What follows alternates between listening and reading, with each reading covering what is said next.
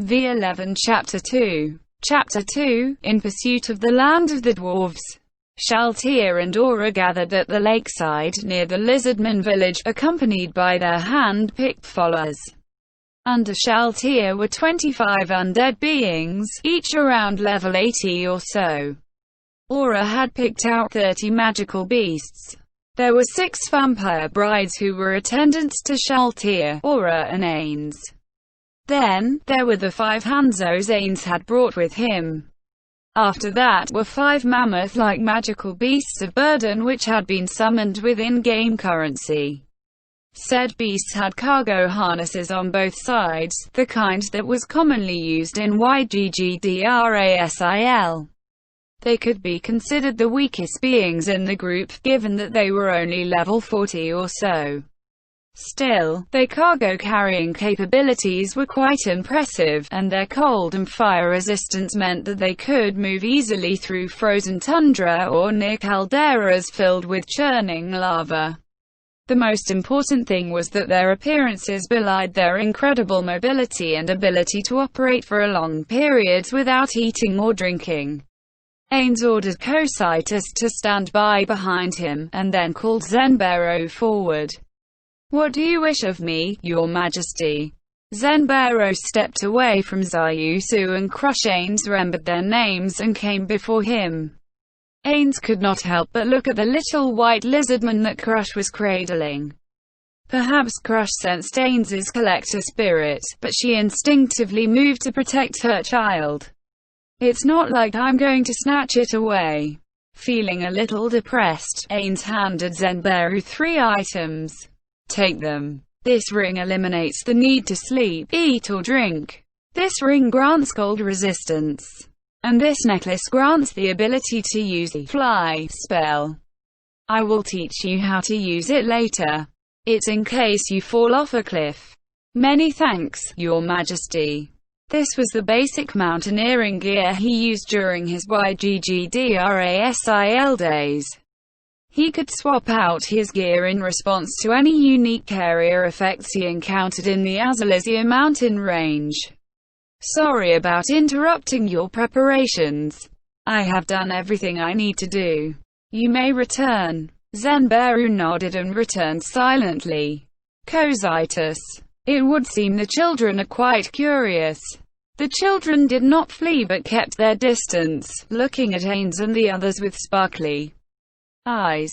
Would the kids be able to adapt if I brought them to a human city? No, what if I did the opposite and brought human children here? Maybe I could build a campsite nearby, and then bring the lizardman children there. Ains imagined a scene of human, lizardman and goblin children playing together.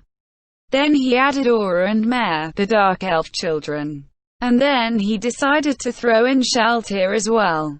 He had put Shaltir in because he saw her making preparations alongside Aura, the undead and the magical beasts. There was no special significance to it. I like that image. Maybe I should suggest this to Albedo and Demiurge. If they displease, you shall order them to leave immediately. That was not what I meant. Don't you feel that children might be able to get along, even if they are of different races? Don't you think human children could walk hand in hand with lizardman children? Am unsure, but if it is your will, then am sure that they will join their hands. Ains-sama. This has nothing to do with my will or orders or whatnot, it's just a matter of getting people of different species to work together. I guess I can't make this suggestion due to my position as king. Ains's ideas would all be interpreted as absolute orders. Thus, to some extent, it was quite frightening. Really now? Then, it's about time we set off. Aura, Shaltir, are you ready? The 2 of them replied almost instantly. Yes. We're all set. The same. If you give the command, we can move out at any point, Ains-sama.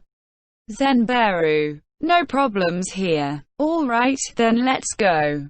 Ains-sama. Be careful. If anything happens, can mobilize my forces at any time. Cositus had a point. If there were enemy players around, things might escalate into a full-scale battle, and that would require the use of military force.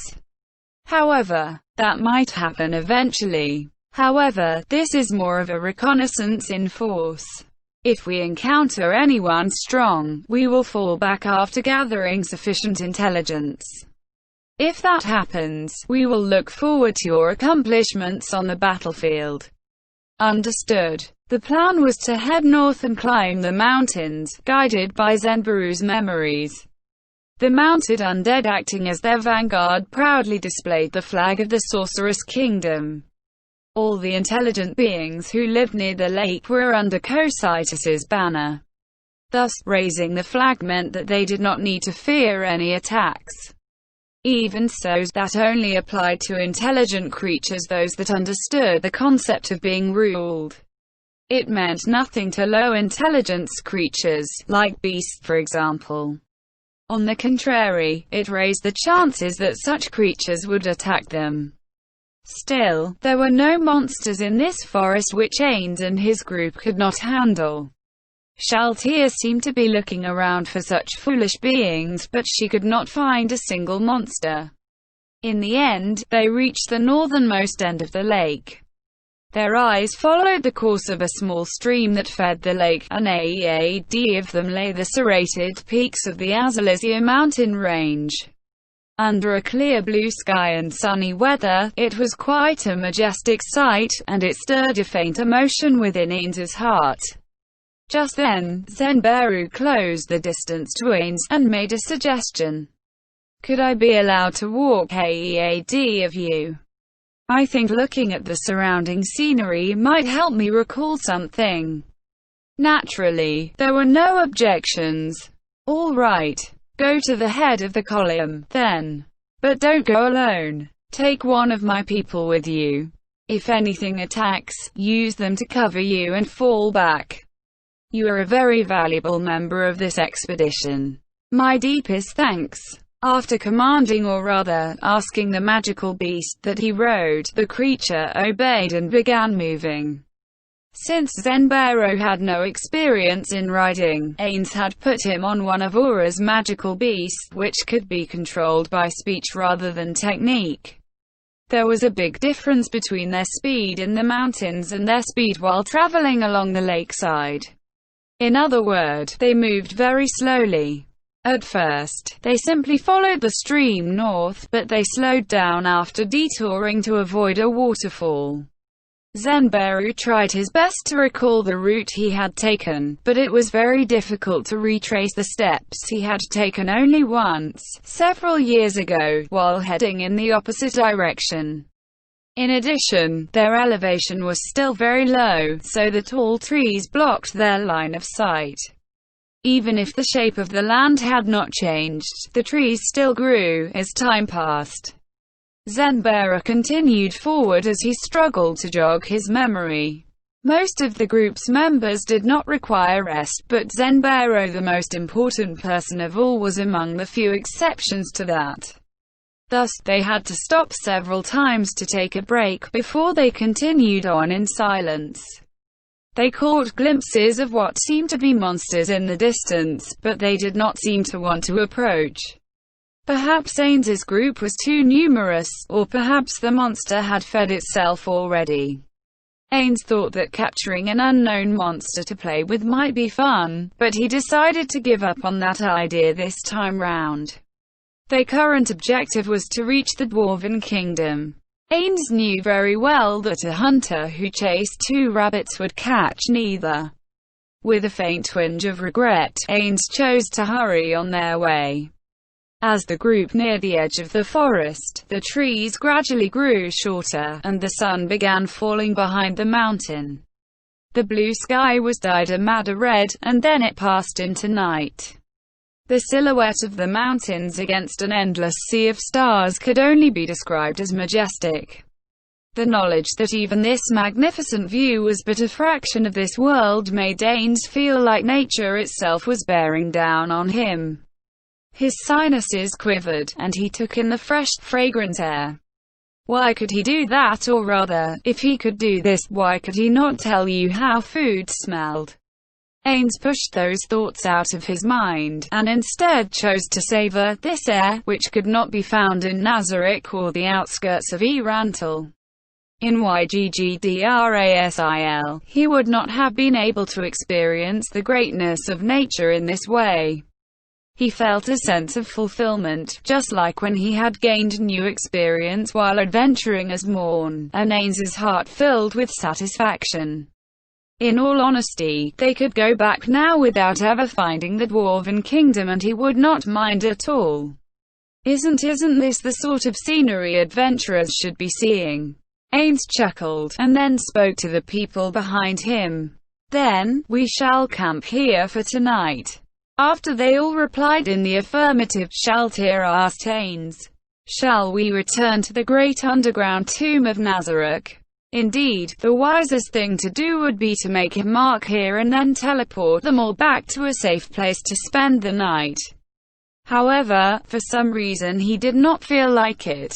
It was not a matter of the merits or demerits of the situation, but a purely emotional issue. There's no need for that. We shall set up camp here. But Ains-sama, the thought of making you camp at such a place. A quick look around would reveal only bare rock, and the frigid mountain winds. Granted, they had no effect on Ains, who was immune to cold stole body heat. Anyone without cold resistance or thick woolen clothing would feel as though they were being pricked by needles. This was probably because the wind had blown across heaped piles of snow and brought the cold air down the mountain slopes. Ains smiled as his respect for the grandeur of nature grew ever deeper. In Yggdrasil, there were guilds that explored and adventured to turn the unknown into the known. They traveled on an endless journey with those feelings in their hearts. They were weak in guild battles, but threw themselves single-mindedly into the unknown reaches of the world. At that time, he did not understand what they were thinking. However, after encountering a magnificent world like this one, he began to see where they were coming from. While he had been Morn, he too had entertained the thought of letting go of everything and traveling the world. Ains-sama, the thoughts that had begun floating up in his head were suddenly scattered. What is it, Shaltir? Forgive me for interrupting your contemplation, Ains-sama. No, it's fine. I wasn't thinking of anything important. Really? All right, then. Then, what's the matter? You're talking about camping here, right? Yes. Please accept my sincerest apologies for not preparing a suitable tent despite knowing that you might wish to stay here, Ains-sama. I wish to retrieve one from Nazarick. Might I be allowed to use gate? There's no need for that. It wasn't that you forgot the tent, but rather, I didn't write it down on the list because it wasn't required. Did you know that Mare can make a shelter with magic? Shaltir nodded. I see. Then, you should know that I can do so as well. I could use a magic item like the Green Secret House instead, but that might be a bit too cramped for our numbers. Now, watch this. Ains looked for a suitable location. It could be slanted, but the important thing was that it had to be open and free of rocks. He found one almost immediately, and then Ains cast his spell. It was a 10th tier spell. Create Fortress. As the spell took effect, a mighty tower appeared where there had been nothing before. It was a tower which stood over 30 meters tall, standing erect and proud like it was going to swallow up the starry sky. Its massive double doors looked strong enough to shrug off battering rams. The walls were studded with countless spikes to keep anyone from climbing them. 4 demonic statues adorned the corners of the uppermost level of the tower. They felt weighty and oppressive even at a glance. This sturdy fortress-like fortification was the physical incarnation of the word towering. Then, let's go. As Ains approached the door at the head of his group, the iron doors swung open. He waited there for everyone else to enter. In YGGDRASIL, anyone on the same team could open those doors with a touch. On the contrary, everyone else could only gain entry by destroying the door. He wondered how the door in this world would make that judgment. Ains left 2 of the undead outside, and then ordered them to open the door after it shut. The doors remained closed. He waited a bit longer, but there was no sign that the doors would be opening. Could it be that only I can open him? Aura, go touch the doors. With the sure. Aura touched the doors experimentally, but they did not seem like they wanted to open. It would seem only Ains could open those doors. He mentally furrowed his brows. Friendly fire was a pain in the ass. If other players existed in this world, small changes like this might end up affecting others, and in the worst-case scenario, he might end up killing someone by accident. It's been nearly a year now, and I still have to be careful about using my power. It would be a tragedy if someone got caught in our area of effect attacks. Should I point it out to the higher-ranking people? Meh, especially. Although they might resent me for nagging them about it if they've already realized it. I guess I'll try and pass it off as an offhand remark or something. Subtly reminding people was unexpectedly difficult. It was completely different from just going up and scolding them. Ains had become thoroughly acquainted with that fact during his time in the working world. As his heart grew heavy, Ains decided to terminate his experiment and open the gate to let the 2 undead outside come in. He closed the gates once more after ensuring that everyone was through, and then moved forward. A pair of double doors faced the entrance, and a passage stretched on beyond them. At the end of the passage was yet another set of double doors. The way was lit by magical lights, so there were no problems traveling along it. The instant he opened the inner doors, a blinding light shone upon them. Before them was a round hall. The floor was as white as snow and the ceiling was high above. A spiral staircase coiled up from the center of the room and connected to the upper levels. Then, we shall spend the night here. Anyone who needs to rest can do so. Anyone who does not, well, standing here isn't very good either. Everyone, stand by in your rooms. Ains indicated 10 doors with his pointing hand. Incidentally, space here was expanded, so this place was larger on the inside than the outside. There are more rooms like these on the 2nd and 3rd floors, so go AEAD and use them. Aura, Shaltir, Zenberu, the 3 of you stay behind. I want to plot our future route given what we have learned today. Yes, let's gather on the couch over there. Then, carry on, everyone. Ains-sama, what shall we do with the vampire brides? Ains could not answer Aura's question right away.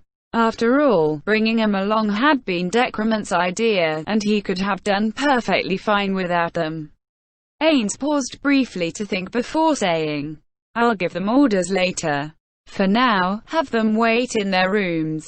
Thus he handed the problem off to his future self. Then, Ains headed to the sofa and sat down. Shortly afterwards, the 3 people he mentioned earlier sat down as well. He began speaking. Then, let's start by recording our travels for the day. Aura, please. Yes, Ains-sama. Aura flipped open a memo pad, holding it open with one hand and sketching a map on it with another.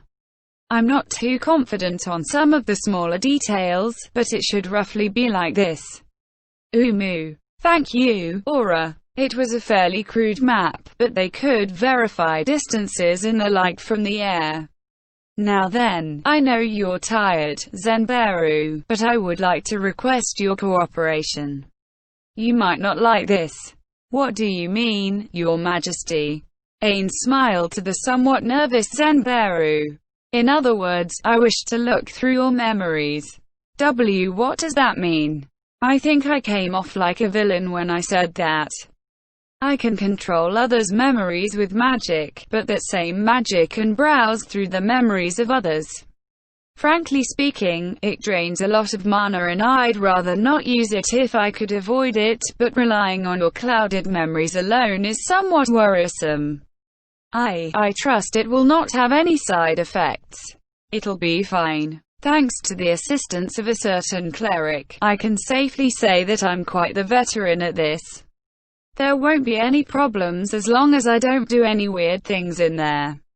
In fact, I performed the same procedure on one of my maids and there were no problems either. You mean Shizu, right? Exactly, Aura. That said, the spell isn't all-powerful. If the person himself has almost forgotten an event, I can only get rough details. There are also other things which complicate the spell's use. For instance, the memories might not reside within the brain, but accessed from a more primordial source. Ains shrugged as he realized he had gone off topic. Well, something like that. In any case, I'd like to investigate your memories.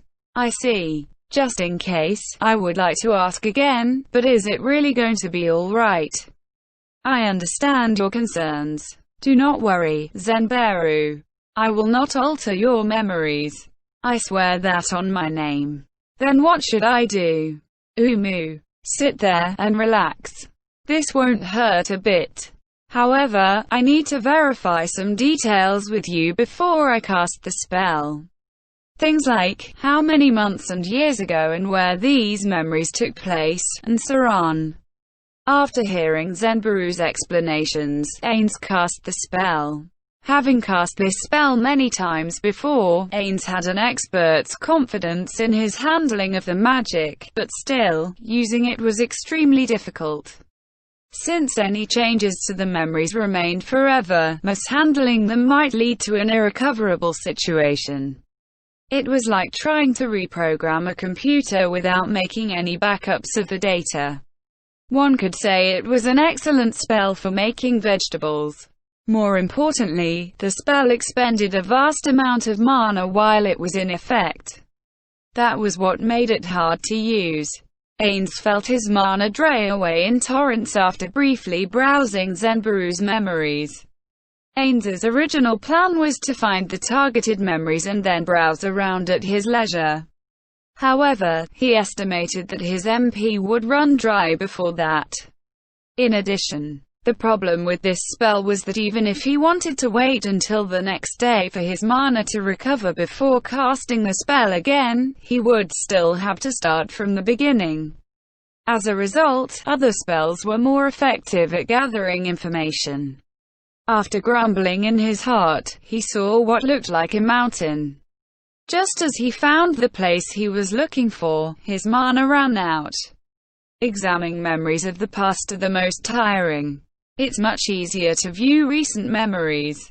As he had expected, the memories he found were blurred, as though shrouded in mist. He saw the faces of dwarves, but they all looked the same to him. He did not know if that was Zenberu's fault, but he could not tell them apart. All of them were simply beards who bellowed in crude tones and swilled beer. This is no good. I used that cleric as a test subject and it worked well on Shizu.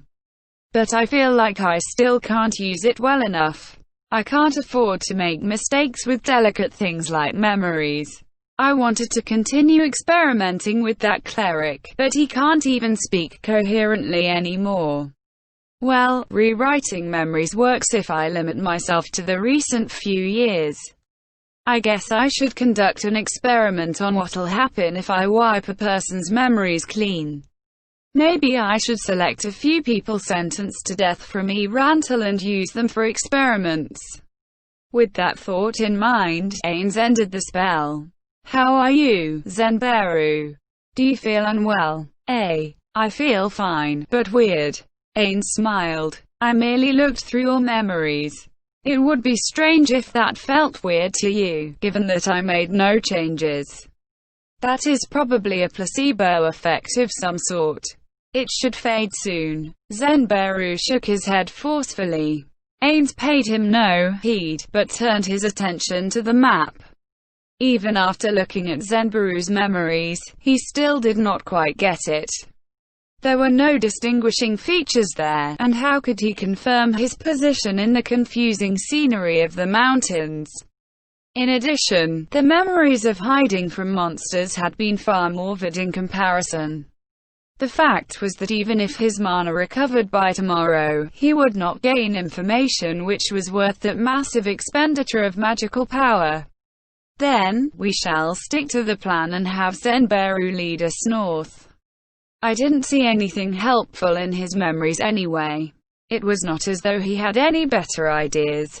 Dispatching outriders would only serve the purpose of massacring the monsters AEAD of them.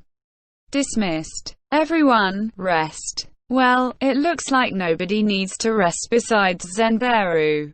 Well then, prepare yourselves for tomorrow. As she watched her master return to his room, Aura turned to Shaltia, who was seated beside her. There are rooms to the left and the right of Ains-sama's own room. Which do you want? Aura had a magic item which allowed her to go without sleep, and Shaltia was undead. Strictly speaking, neither of them need a room. However, it would be rude not to use the rooms provided for them, and it would be bad for security if they were too far away from him. Well, I'd think either side would be fine, don't you think? Well, I guess that's right. Say, what are you doing? Aura looked over to Shaltia after hearing her distracted response. This was when she realized Shaltia was writing something in a memo pad. Ains-sama said that. Check. I'm taking notes, of course. I don't want to forget Ains-sama's words. That's pretty hard-working of you. Let me see. Aura paused to peek, and saw that the memo pad was covered in densely packed script, with hardly any blank space left in between the letters. After a quick glance, she discovered that Shaltia had essentially recorded her master's words down in exacting detail, as well as the actions he took. How shall I say this? Of course, it makes sense to preserve Ains-sama's words for posterity, but I doubt Shaltia is writing them down for that purpose. Shaltia should have recorded the key points of her master's wisdom, and then learned from them. However, this situation was beginning to make her feel uneasy. I feel that taking notes is a good idea, but that shouldn't be the whole point, right? Shaltia looked at her with a baffled expression on her face. Got it. Maybe taking notes makes you think that you've done a good job. But what you should be doing is recording the important things and using them to teach yourself how to deal with similar situations, right? Is it really okay to take notes like this? It seems okay. Well, if that's the case, then great. Just in case, you should go over them again once you return to your room. Try to think about what Ains-sama had in mind and then put yourself in his place and imagine what you would do in his shoes. Oh, really? Yes, really. After saying that, Aura suddenly wondered why she was saying that sort of thing to Shaltia. And then, for some reason, she felt that guiding her in that way was very natural to her. For some reason, I feel like I have a useless little sister. It might be a little disrespectful, but I wonder if Uchigama-sama felt the same way. They prepared to set out on a particularly brilliant morning. That said, their preparations were nothing more than walking out of the magically created tower and forming up in a column. Ains felt that this was much less enjoyable compared to his travel preparations from his time as Morn. After that, they continued their search, but their efforts from dawn to dusk yielded no fruit. As the sun sank below the slopes of the mountains, Ains narrowed his eyes. They had traveled more than 100 kilometers on the backs of their magical beasts. In other words, they had exceeded the distance to the dwarf city which Ains had estimated. Yet, they found nothing. In other words, they would have to begin the time-consuming task of combing the countryside. Ains used magic to create a resting place as before, and then, it was time for the next day, in other words, the third day. Suddenly, Zenbaru exclaimed in a strange voice, "Over here! I remember this place." There were no more trees in sight, only a field of rocks. Zenbaru's voice echoed exceptionally loudly in this place. "Your Majesty, we should be very close." "Is that so? Then, everyone, proceed with caution." In accordance with Ains's orders, the group formed up into a neatly ordered column. "Then, I'll leave this to you, Zenbaru. You can count on me." The group advanced, led by Zenbaru. Finally, they saw something which looked less like a cave than a crack in the mountain. Ains had seen something similar in Zenbaru's memories, but he felt that it should have been bigger. Still, this was probably the right place, given Zenbaru's overjoyed reaction. The memories were Zenbaru's own. The lizardman's perspective ought to be more reliable than Ains's fragmentary glimpses. Ains smoothed out his mussed-up robe, and gestured to Aura. Acting as they had planned earlier, Aura led her beast towards the Fisher Kingdom of the Dwarves. His Majesty Ainzulgaon, king of the newly founded sorceress kingdom of Ainzulgaon to the south, has come to pay you a visit. Will you not send someone to receive him? The voice of Aura the Herald echoed through the fissure. Yet, there was no response. Aura looked at Ains with an expression that said, "What should I do now?" Ains indicated that she should denounce them again. And so, Aura shouted at the top of her voice once more. However, there was still no response. There was no sign of anyone appearing even after waiting a while. Zenbaru had said that there should be guards watching this exit in order to prevent intruders from the outside. If this was the case, someone should have heard Aura's voice. Were they avoiding the Dark Elf?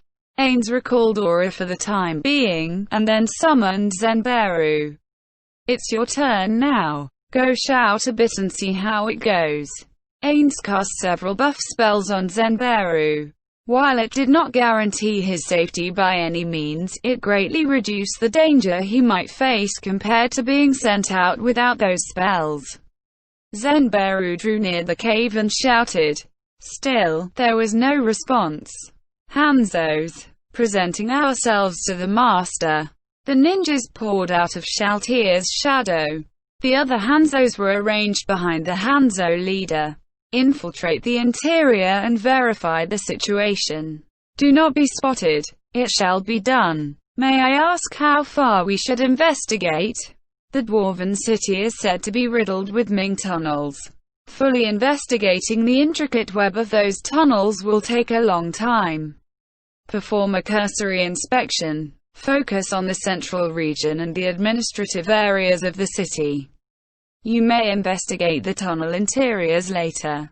Understood. The Hanzos took off in a sprint, following their leader. The way in which they ran, leaving after images behind them, was a motion unique to high-level ninja-type monsters. Ains indicated that Zenbaru should return to the center of the group, allowing him to wait in a safe space. He could be very useful when negotiating with the dwarves. Shaltir, don't slack off on security. Understood. After using a skill, Shaltir was fully armed and armored in an instant. She surveyed her surroundings carefully, not letting a single detail escape her. Now that Shaltir, the strongest guardian of Nazarick, was ready for battle, no opponent, however strong they might be, could instantly kill her with a single combo. That said, experience was the important thing when fighting players, and giving that task to the inexperienced Shaltir was quite dangerous. In other words, the experienced Ains might still need to act as a role model for her. Ains carefully watched his surroundings as well. Soon, the Hanzos returned. They had taken longer than expected, probably because they had traveled a long way. The Hanzos lined up before Ains and fell to one knee. Naturally, their leader spoke for them. Ains-sama, we have discovered what might be a dwarven residential area. We searched it, but found no signs of life. What happened? We did not investigate thoroughly, but there were no corpses or any sign of household products within the houses. Neither were there any signs of battle. It would seem the dwarves abandoned this city of their own will, for some reason. He glanced at Zenberu, who seemed very shocked as well. He might only have known him for a short time, but he had gained a bit of insight into Zenberu's personality, and this did not seem like an act. All right, then. Led us to the residential district. Yes. Ains followed behind the Hanzos. This was unknown territory and he could not be careless here. Shaltir, Aura and Zenberu were also escorted by high-level undead and magical beasts. The only ones left outside were the low-level vampire brides and the mammoth-like magical beasts. This was done to set a trap. Any unknown beings who saw them as enemies would surely start whittling down their fighting strength from the part of their forces which they were confident in beating. In addition, it was basic tactics to begin attacking their supply lines in the hope of learning something from the objects which they dropped. Thus, he did not leave them there alone. He had also positioned a Hanzo nearby, in concealment. That Hanzo was not there to rescue them. Rather, it was there to observe the enemy and learn about their attackers. After that, being able to learn their fallback point or better yet, their home base would be an unexpected bonus. The reason why they had not returned to Nazarick at any point during their journey was also to prevent the opposition from knowing that they could replenish their forces infinitely using the gate spell. This would make them think that Ains and company could be worn down over time. Well, even if the enemy does appear, it would be good if the vampire brides were safe. Ains did not want the vampire brides to die.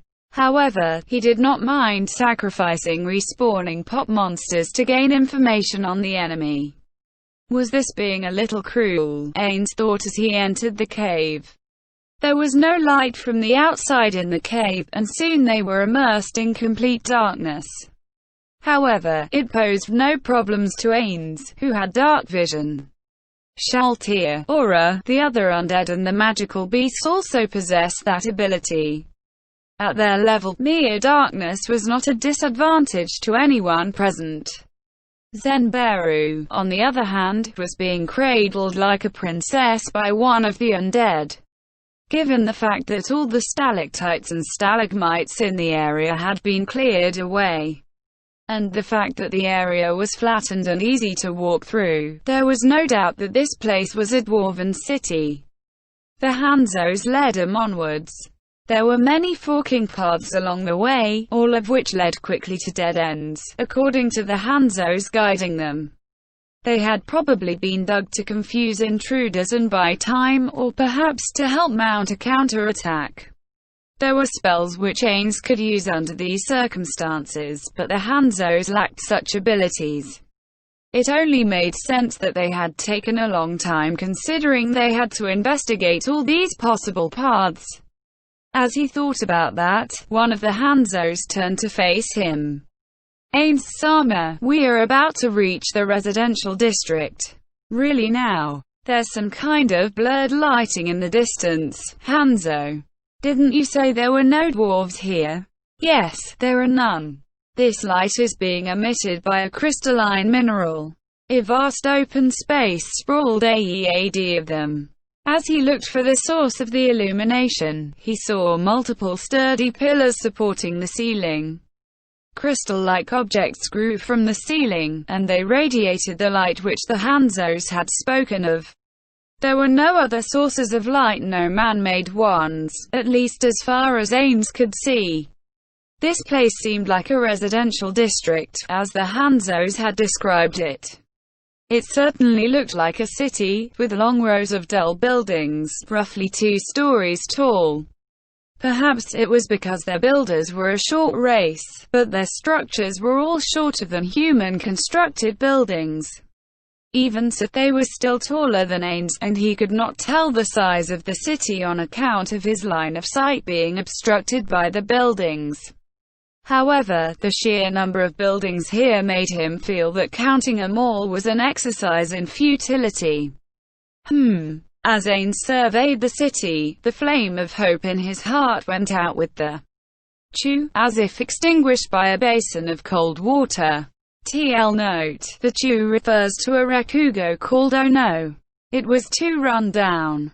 The stories he had heard of the dwarven city conjured up a mental image of a intricate and dignified place, but there was no sign of that here. There was no trace of YGGDRASIL of a player's presence here either. Ains stepped forward, and pushed open the door to one of the buildings. As the Hanzos had said, he was greeted by an empty space. He could not see any furniture from where he stood at the entrance. The only things that remained were shelves which had been installed into the walls and other things which could not be moved. White dust covered the ground. It would seem nobody had been in here for quite some time. Zenberu, call out and see if there's anyone there. After hearing Ains's order, Zenberu shouted the name of the dwarf who had taken care of him in the past. The fact that there was no echo within this confined space clearly demonstrated the sheer size of the cavern. Zenberu shouted several more times, but as before, there were no signs of anybody emerging in response. Hanzos, search the tunnels outside this city for anything that might serve as a clue. Find the reason why this city was abandoned. However, given that we know nothing about the extent of the tunnel network, return if you feel you have gone too far. Understood. While it might have been faster to have everyone head out on their own and search, Ains was not nearly stupid enough to split the party under these circumstances where he did not know what was going on. He ordered everyone to gather and conduct a little investigation. As Ains waited behind, they opened the doors of one building after another. All of them were the same as the first. Some of them contained abandoned furniture, but that was more of a bookshelf here and a table there. He had not found a residence with a complete set of furniture. Checking all the houses like this would take a lot of time. Aura, you have the best senses of all of us. Have you found any clues? Nope. Can't feel anyone around. Is that so? Then we'll split up into two teams to search further. Shaltir, take command of the undead and act as our lookouts. Aura, go AEAD to the house where Zenberu stayed the last time he was here. Search the city for the reason why the dwarves are no longer around, but take care not to stray too far. The two guardians replied in the affirmative, and then he saw Zenberu bowing in gratitude. After nodding magnanimously, Ains cast Fly. He slowly floated up. This would be a dangerous course of action if anyone was waiting in ambush, but for some reason, Ains had a feeling that there was nobody around. Ains-sama. Shaltir flew over in a panic. It's dangerous. Please descend. Come to think of it, you're right. It seems I got careless. It was only natural that Shaltir would be angry. After all, he had flown up where anyone could draw a clear line of fire to him purely because he was acting on a baseless instinct. Still, the fact that I was not attacked is further proof that there's nobody here. Also, there's a chance that anyone who spotted me might want to come closer to learn more, so I'll leave perimeter security to you. Please do not use yourself to lure the enemy into a trap. Punito-san had a point. Depending on the circumstances, a leader might have to use themselves as bait. Still, I guess it's hard for someone like Shaltir to understand that, given that she isn't one of my friends, but my protector. Forgive me, Ains said to Shaltir before looking downwards. This was a city, filled with many identical buildings, as neatly laid out as a go board. There's an impressive-looking building over there, and there and there. Although most of the buildings looked like they had been cast from the same mold, there were few which seemed larger than the others. Shall we go and look? Let's call Aura back first. It feels like things might become very troublesome if there's an ambush there. Everything Shaltier had said since just now had a point. Ains-sama. Just then, Aura's voice came from below. Looking down, he saw Aura and Zenbero waving to Ains, and given the way they were doing so, it would appear something out of the ordinary had taken place. Looks like they found something. It seems that way. The two of them exchanged looks before landing alongside Aura, followed shortly by the undead hurrying to their position. Come see this, Ains-sama. Aura led him into one of the houses she had opened up. Ains gave the place a once-over, but he could not detect any differences from the other buildings, and he found nothing special within it. Is this the dwarven home where Zenbero once stayed? No, this isn't it. On our way to the home of the dwarf who took care of Zenbero, we found several buildings that had been opened up. After checking them, I found footprints on the ground, and those might not be dwarven footprints. Here, have a look. Zenbero, dwarves don't go barefoot, right? Ah, of course not. They all wear shoes, and they don't take them off even inside their homes. I used to see them in sturdy, metal sole boots. That means these footprints are clearly not dwarven. How much can you learn from them? Let's see. Aura tilted her head in contemplation. They seem to have been made by a biped, and the drag marks between the left and right footprints suggest a tail of some sort. Was it something like a lizardman? Shaltier turned to look at Zenbero. No, it wasn't. The tail is slim, not thick like Zenbero's. Also, the footprints were filled in with dust, so they must have been left there for quite some time. Whoever left him did not go back and forth often. Also, it looks like the person who came in here left immediately after entering. Did they come because they were interested in a dwarven city? Aura shifted her gaze from the house to the road outside. And it wasn't just one person. There were a lot, at least 10 of them. How far can you follow this trail? This is our only clue, after all, so I'd like to follow up on it as much as possible. Understood. Could you follow behind me, then? There was no possible reason to refuse. Everyone trailed after Aura, while Shaltier stood by behind Aura to protect her. The owner of the footprints moved as Aura had predicted. It had the same objective as Ains, wandering around and looking into the dwarven buildings. Halfway through the trail, Aura suddenly ground to a halt and stared at the road ahead. She was looking at one of the huge buildings that Ains had spotted from above. There's many identical footprints here. It looks like a squad of them came from over there. What should we do? Should we investigate this squad? No, it might be better to see where these footprints owners disappeared to. We'll investigate the other group later. Understood. Aura started moving again. In the end, they reached a building that was fused with the walls and seemed to span the entire city. It looked like a bungalow, but it was huge. There shouldn't be anyone inside, but for safety's sake, I will use magic after this. The enemy's defensive spells might take effect centered on me, so everyone should keep their distance. Using divination-type magic carried the risk of being targeted by counterattacks. While the only one among them who might actually be killed in one hit by such a backlash was Zenbero, there was no reason to unnecessarily deplete his subordinate's health.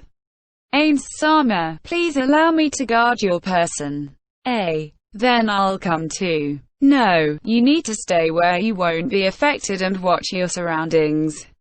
After being rebuked by Shaltier, Aura looked pleadingly at Ains, but in this case, Ains shared Shaltier's opinion. Indeed, your sensory abilities are the best among us, Aura. While it does not seem likely, if there actually is an ambush, you may end up being the first one to deal with it. After hearing that from her master, Aura had nothing left to say. All she could do was reluctantly express her acknowledgement.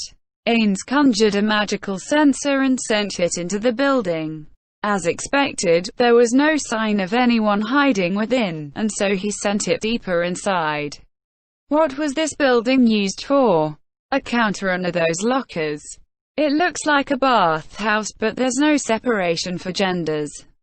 Is this a dwarf-only building? As Ains observed the interiors of several rooms, he found a place that looked like the tunnel through which he and the others had passed through just now. Could this building be a checkpoint or base of some sort? Maybe it was meant to stop the enemy coming from the depths of this tunnel. Does that mean the tunnel leads somewhere else? A quick search of the building's interior revealed no trace of the enemy. He quickly summarized the state of the inside of the building, and then let Aura head inside, in order to verify if the footprints ended inside that tunnel. After that, Ains, Shaltir and Zenbero followed. He left the magical beasts and undead waiting outside in case the Hanzos returned in the meantime. As they followed behind Aura, Ains whispered to Zenbero, "What do you know about this building?" "Sorry, Your Majesty, but I don't know that much. All I know is that the gigantic building that our company saw just now, the one in front of the building where we picked up the trail of the footprints, was apparently used for administrative tasks.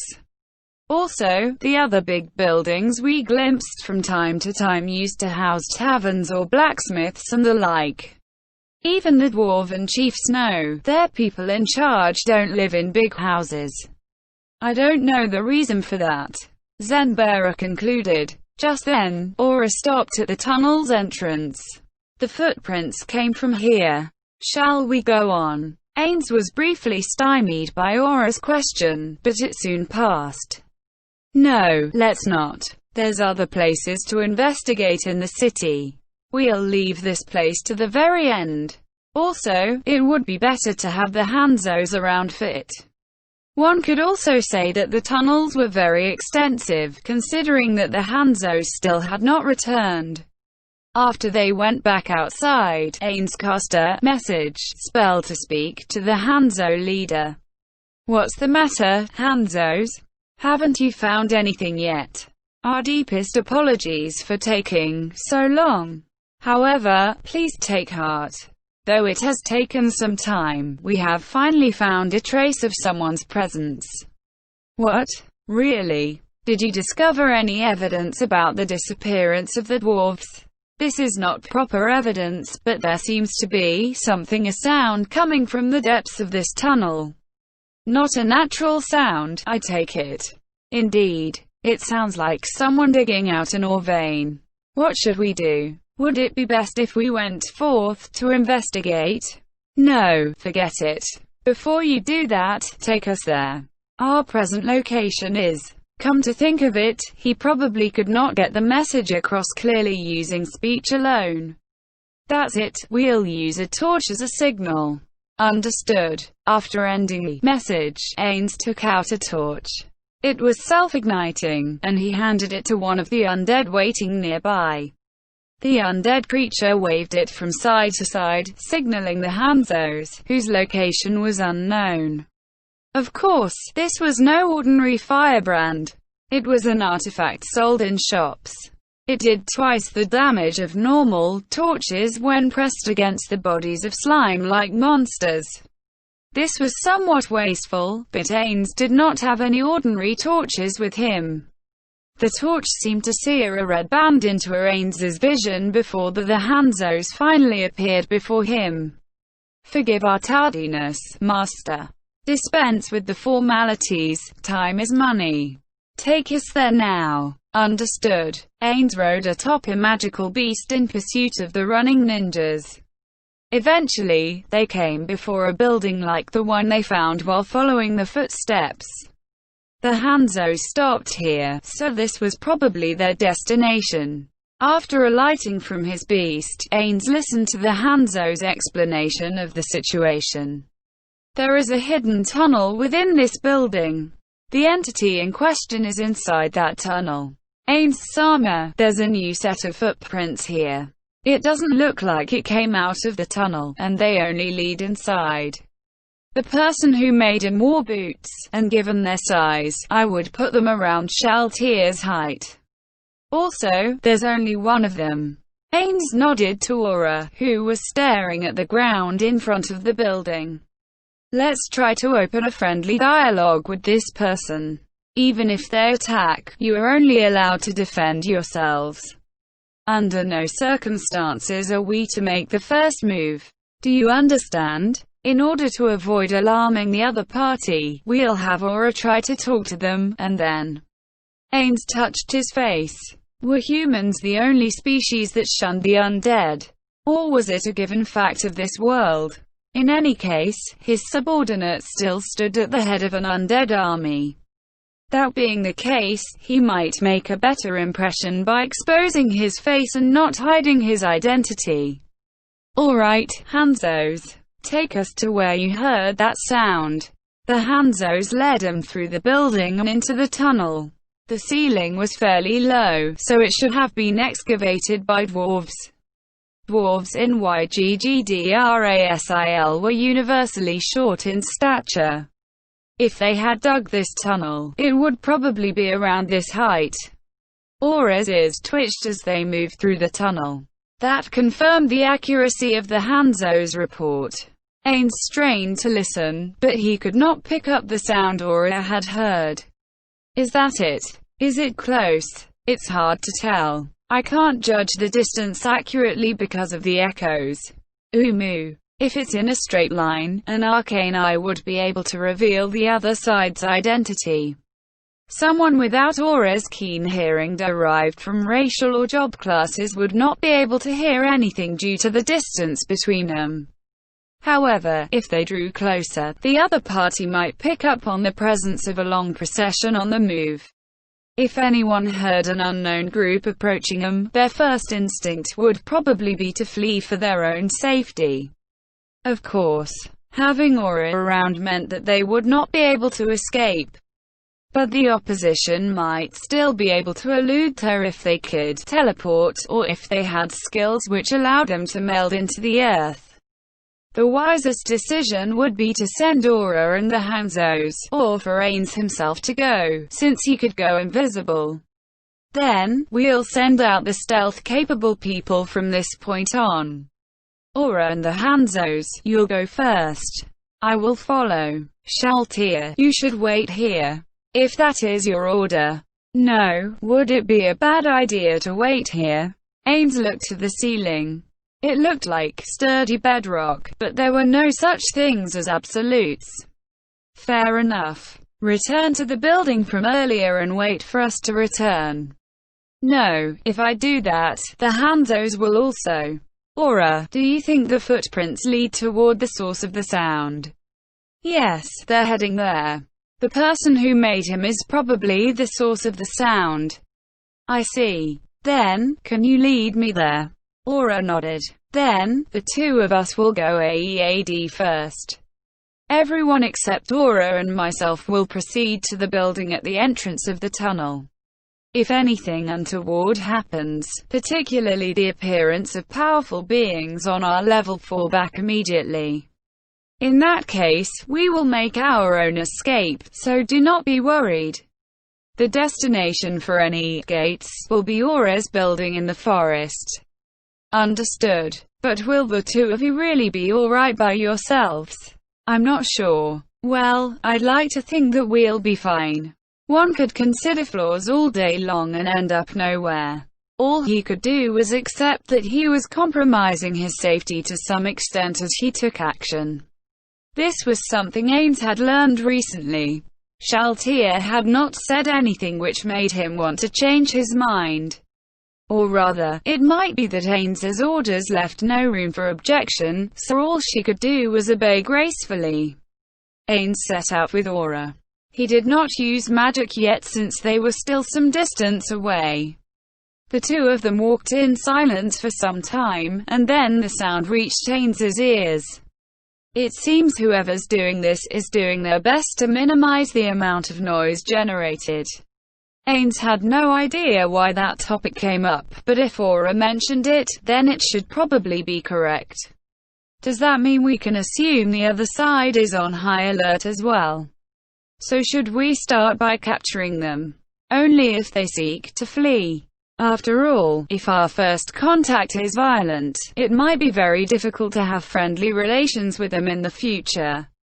I understand. Then, let me go AEAD and talk to them normally. Proceed. Then, I shall make myself invisible. No, for safety's sake, I'll follow behind you while invisible. Aura. If the other party makes a run for it, then we'll have no choice but to capture them.